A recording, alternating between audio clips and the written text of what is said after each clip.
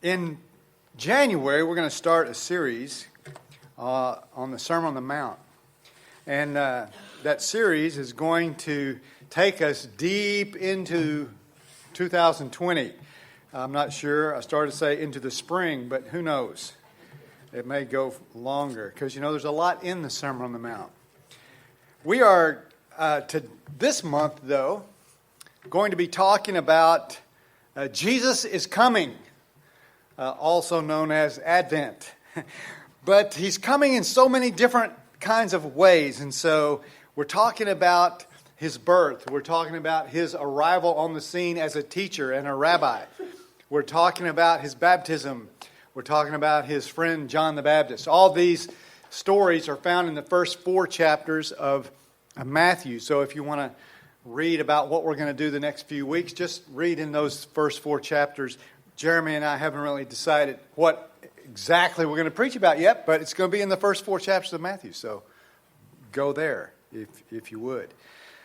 Today, we're going to talk about this idea that is this reality, really, I'm going to say this reality that is communicated by the word Emmanuel. Wait a minute.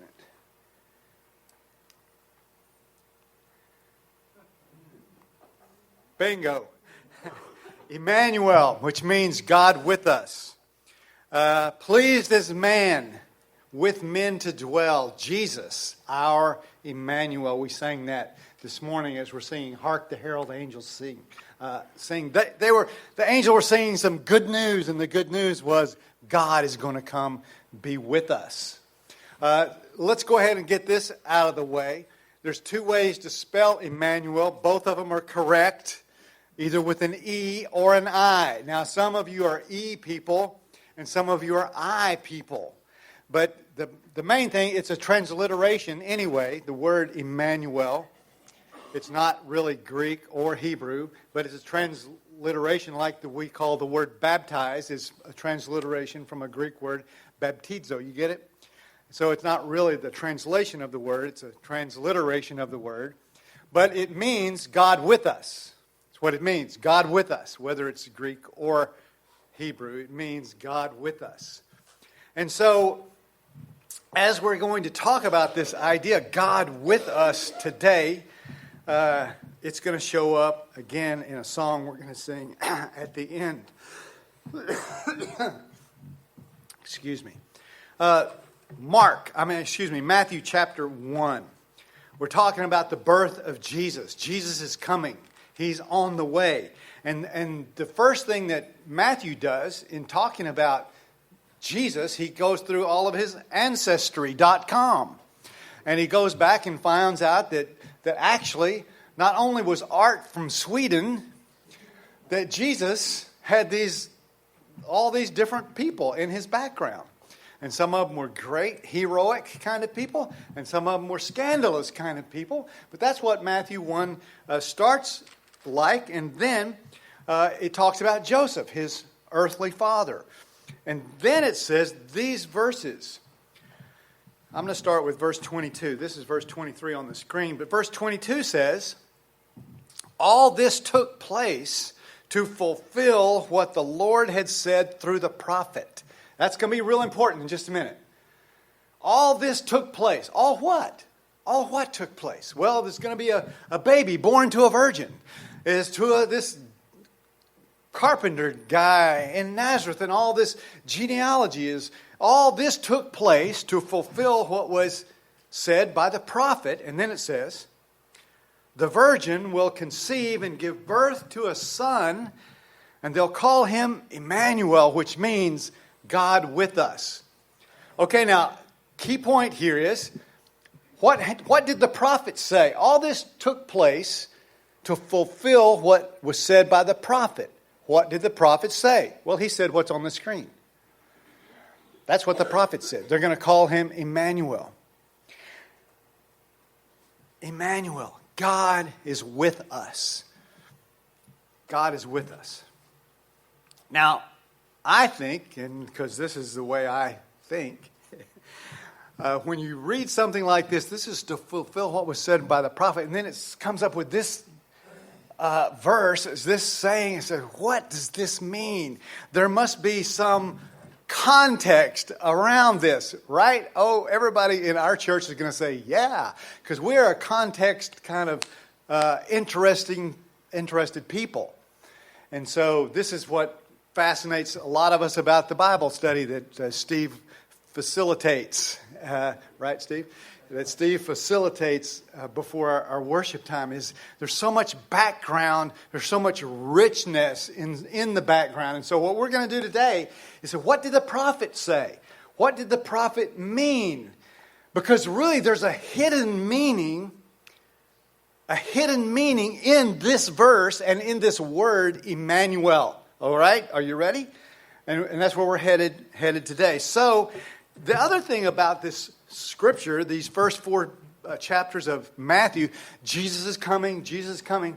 It starts with a quote from the prophet Isaiah. This is the one right here. And it ends with a quote. And so we're going to go to chapter 4, and I'm going to read to you this. 30 years later, Jesus moved to Capernaum, and he began his ministry, and he was still fulfilled. So I'm going to read to you Matthew chapter 4. I didn't put this on a slide, but this is Matthew chapter 4, verse 12, okay?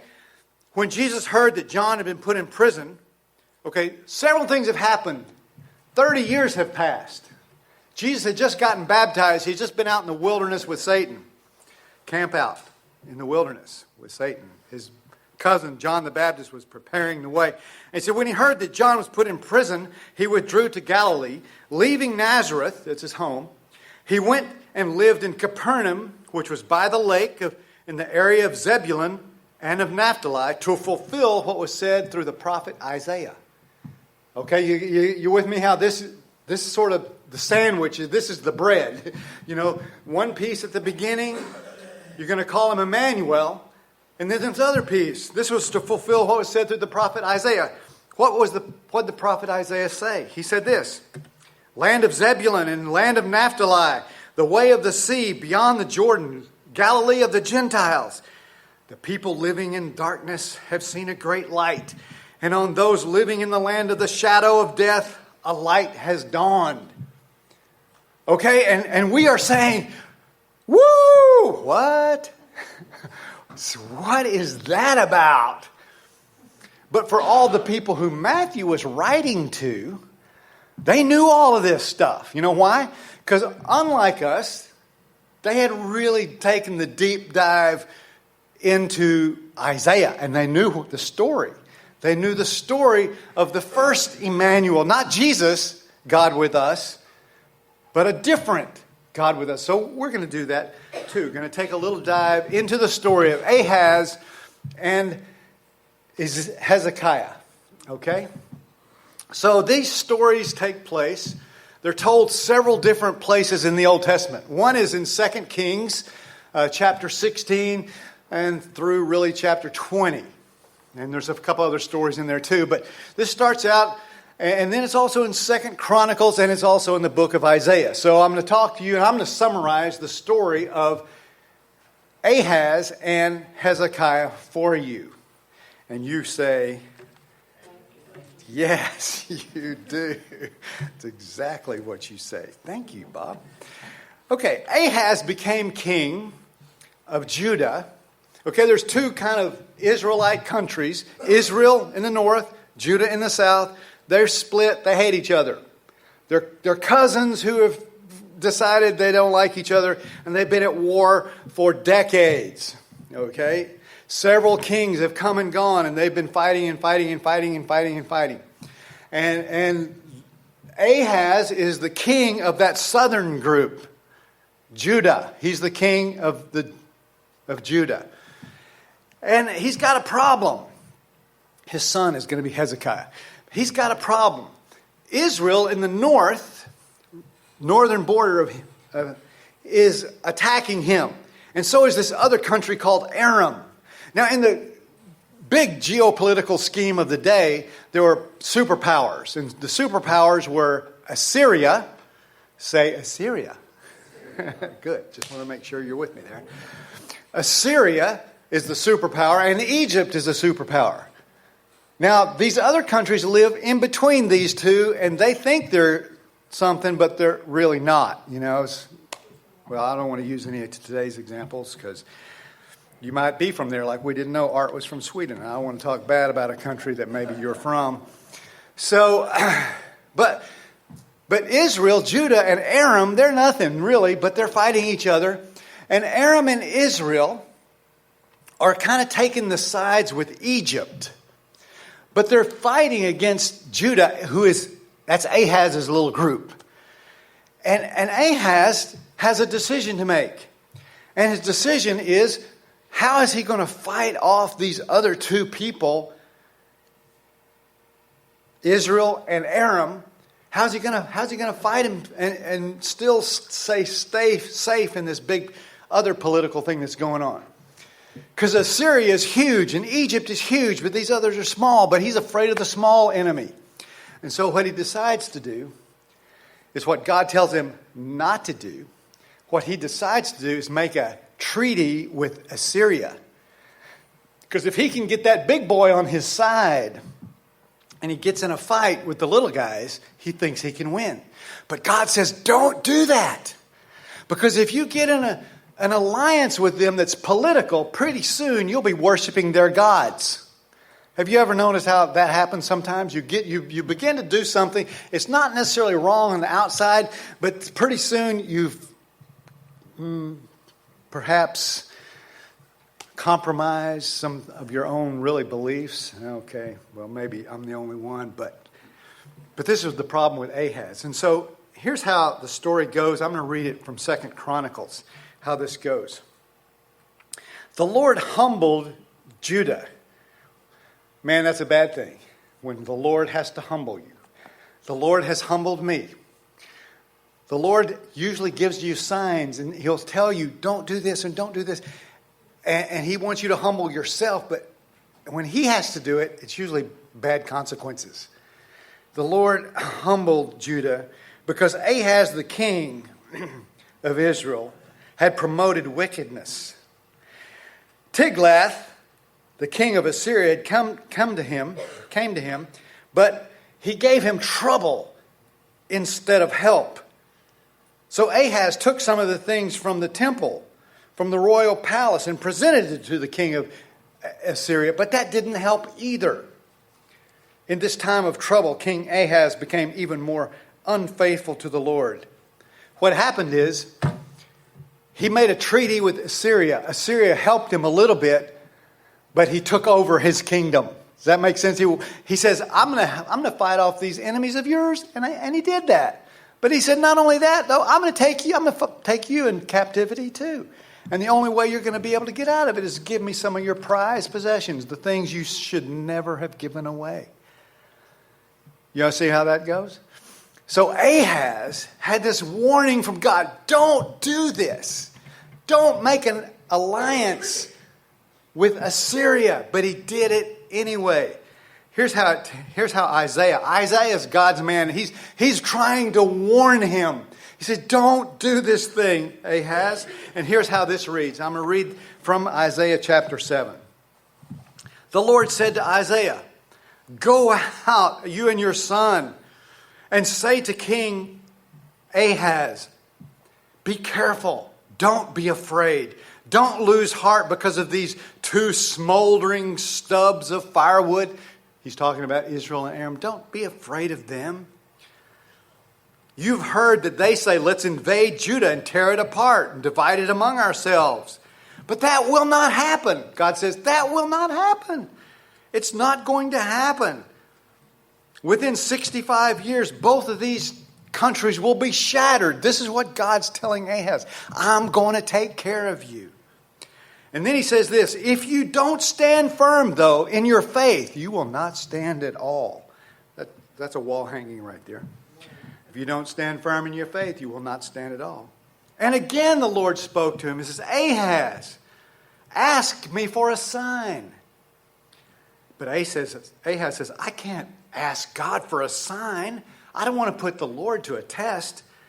Then Isaiah said, oh, hear now. Is it not enough to try the patience of human beings? You're also trying the patience of God. So here's what God will do. A virgin will conceive and give birth to a son, and you will call him Emmanuel. Okay, what has this got to do with baby Jesus? Little baby Jesus. Little baby Jesus is coming, and Matthew says, this is what you're going to do. This is what's going to happen with Jesus. Well, this is where it comes from this. He says, this Emmanuel kid is going to be a sign. Okay. In the day of Ahaz and in this moment, Isaiah wasn't talking about Jesus. Isaiah had maybe a small little bitty inkling of who Jesus was going to be, but probably not. He wasn't thinking about Jesus. He was thinking about his own situation at the moment. Are you with me on that? Just nod, even if you're not. Even if you're not. So here's what happens in the rest of that story. He said, what's going to happen is you're going to be destroyed by Assyria. And here's how chapter 8 of Isaiah reads. Someone's going to tell you to consult a medium or spiritist who is going to whisper and mutter, and that you should not inquire of the Lord your God, but that will lead you to destruction. He says, distressed and hungry, you will roam through the land. You'll be famished and become enraged, looking upward, and you'll curse your king and you'll curse God. And you'll look toward the earth and see only distress and darkness and fearful gloom. So what's going to happen is, you're not trusting God, Assyria is going to smash you. And then he said, but nevertheless.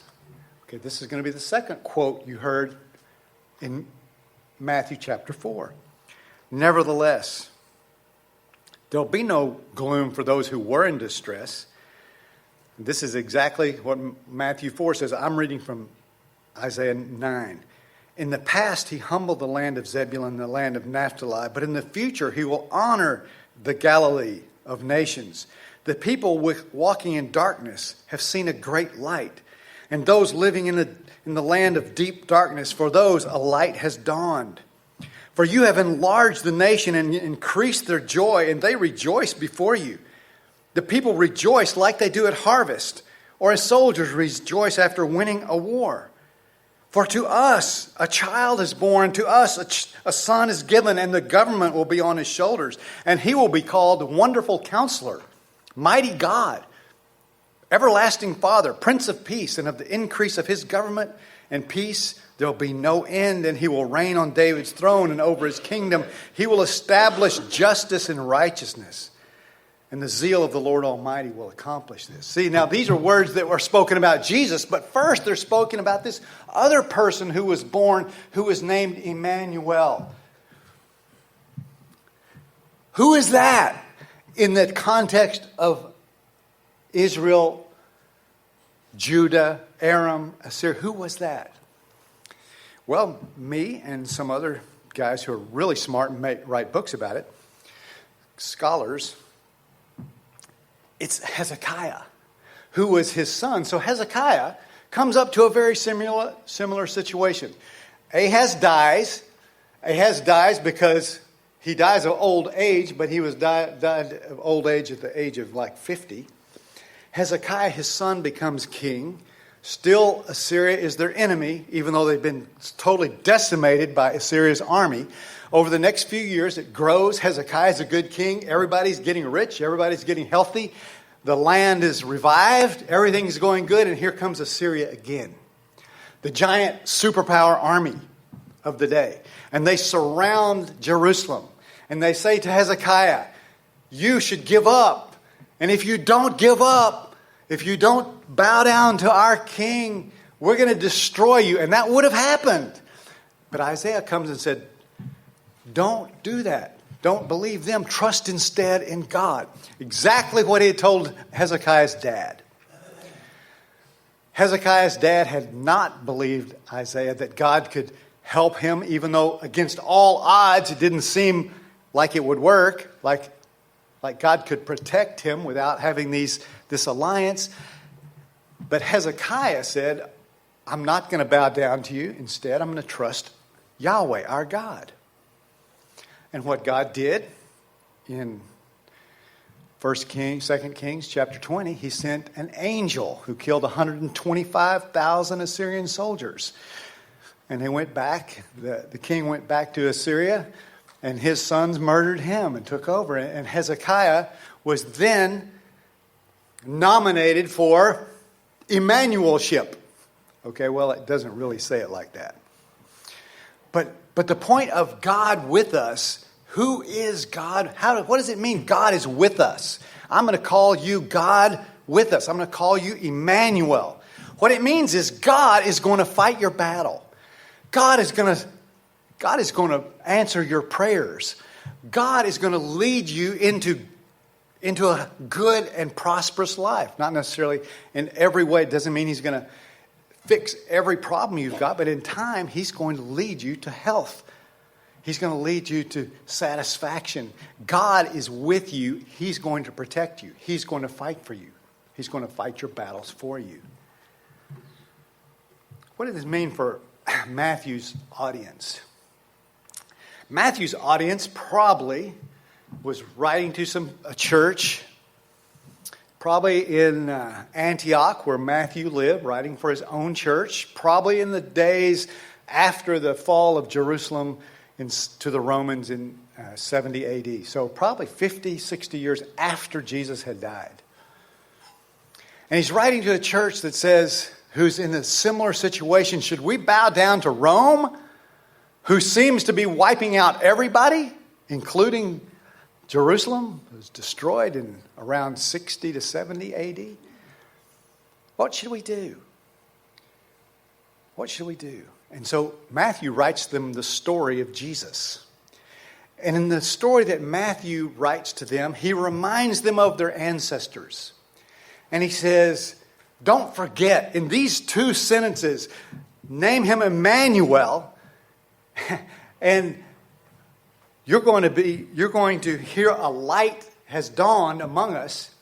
In these two sentences, these guys flash back, because they're Jews, okay? What do Jews know? They know the Bible. They're going to flash back to the story of Emmanuel, Ahaz, Hezekiah, and they're going to say, God's with us like he was with Hezekiah. God is with us. And who is this God with us now? It's Jesus. Okay, for these guys, Jesus had already died, but he had been raised from the dead.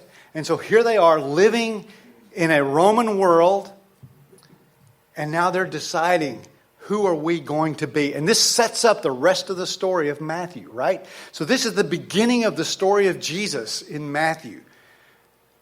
God is with us. God is with us. God is with us. Here's what I want to ask you. Now it's not just 50 years after the death of Jesus. It's a couple of thousand years after the death of Jesus. Who is Emmanuel now? Who is Emmanuel for you? Who is Emmanuel today? For Isaiah, who was the wonderful counselor, the mighty God, the everlasting Father, the Prince of Peace? Who was that? It was Hezekiah. When Matthew wrote to his audience, it was Jesus. It still is Jesus. He's with us. But it's more than that. It's more than that. Who is God with us? All right, Art, I want you to do that again. And now I want everybody to look at Art as he does it. Who is it? Yeah, it's us. God is with us, and he's in us, and as he lives in us, God is with everywhere you go. Everywhere you go. So, in 2013, I'm teaching a group of sophomores Bible at ACU. And as I'm teaching them Bible, here's how I'm teaching Old Testament survey, and the way I did it, we ended up with Isaiah. That's how we ended our. We didn't end with Malachi. We'd already done that. We ended with Isaiah, and we ended with Isaiah 61. And really, we talked about some other things, but we're going to look right now at Isaiah 61. If you got a Bible, we're going to read it. A little bit of Isaiah 61. And I sent them home at Thanksgiving because, after Thanksgiving, the college semester is pretty much done. So I sent them home with this letter called Emmanuel. What? Yeah. And we had studied this idea from Isaiah 61. So I'm going to read this to you, Isaiah 61. It says, "The Spirit of the Sovereign Lord is on me, because the Lord has anointed me to proclaim good news to the poor. He has sent me to bind up the brokenhearted, to proclaim freedom from the captives, and to release from darkness for the prisoners." Okay, so the question is, in verse 1 of Isaiah, it says, "The Spirit of the Sovereign Lord is on me." Who is me? Who is me? Well, it could be that the person saying, it's me, the prophet. Isaiah himself, the Spirit's on Lord on me. Now, Jesus quotes this in Luke about himself. But most likely in Isaiah 61, the Spirit of the Lord is on me. It's talking about the people of Israel, or as I like to say, God's people. Like, for instance, what did Art just say? You. We are God's people, and the Spirit of the Lord is on you. Because God is with you, and wherever you go, God shows up. Wherever you go, God shows up. And He shows up doing His God thing. What is that? He's preaching good news to the poor. He's binding up the brokenhearted.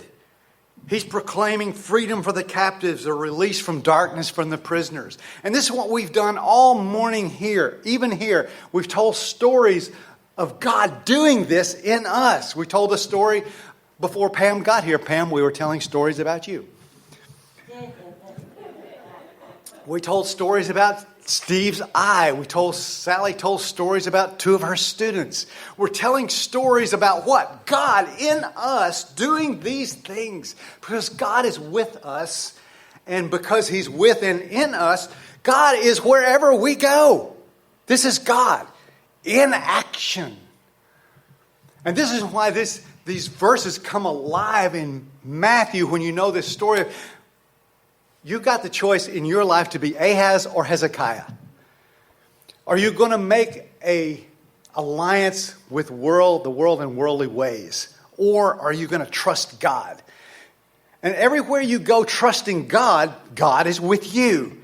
And then you are God in that situation. But if you don't, God's not with you when you're not trusting. He's with you, but you're not making yourself available to what He's offering. This was the problem with Ahaz. Ahaz says, I can't test God. That would be too much for me to put God to the test. And God said, please test me. I want to do great things through you. And Ahaz says, I can't do that. Instead, I'm going to make an alliance with the world. How about it? Then Hezekiah, just the opposite. I'm going to put all my eggs in God's basket. Is that us? Well, that's when God is with you. That's when God is with you.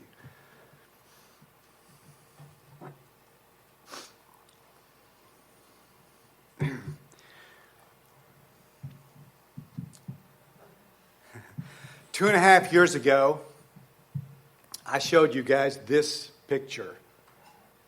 Okay?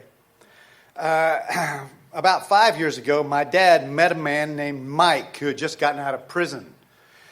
This is Mike's stuff.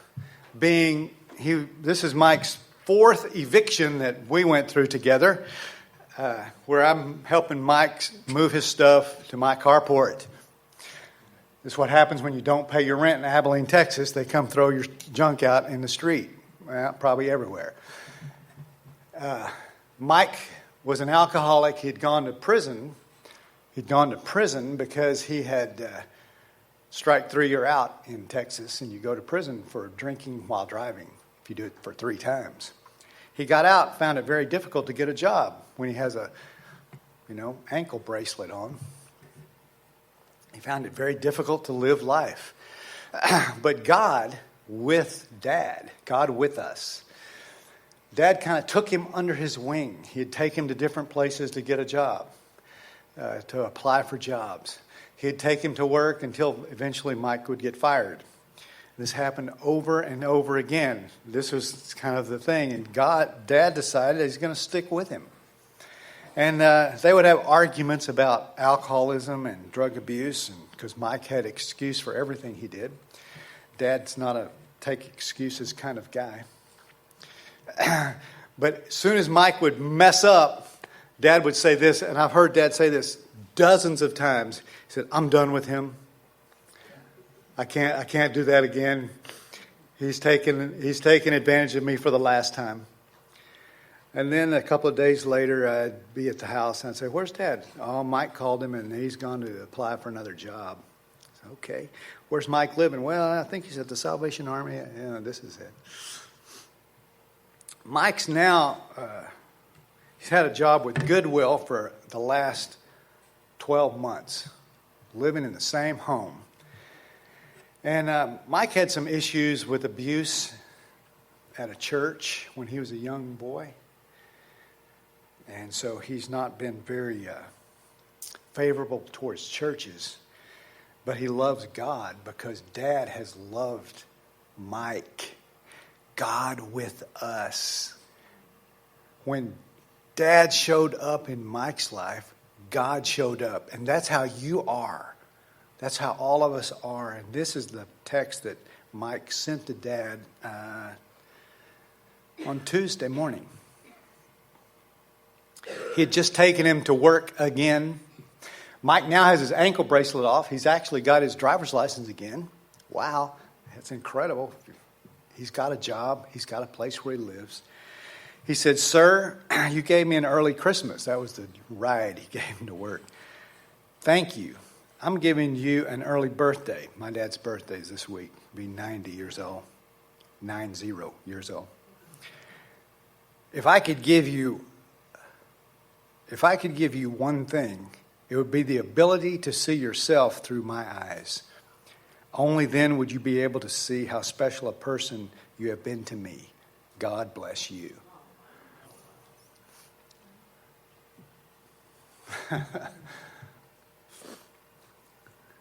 The people living in darkness have seen a great light. You know the light they see? They see you when you show up at your place of work. This is the way I said it to the students in 2013. Today, Emmanuel is you.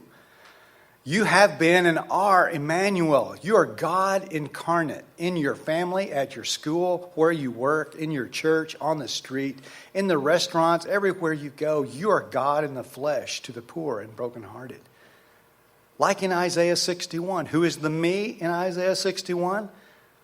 It may seem to be the prophet, but as we have said, the me is the Israelites, or perhaps more appropriately, it's the people of God, or more personally, it's you. You are Emmanuel.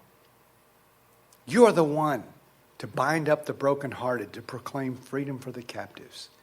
God is with us, and we have the power to be Emmanuel for others because God is Emmanuel in us. He is with us. That's who we are. That's who our God is. He's with us. We're going to stand and sing another Emmanuel song. They're all over the place. And whether you spell it with an E or an I, it really doesn't matter. What matters is that God is with us. And because He is with us and in us, we change the world. God changes the world through us.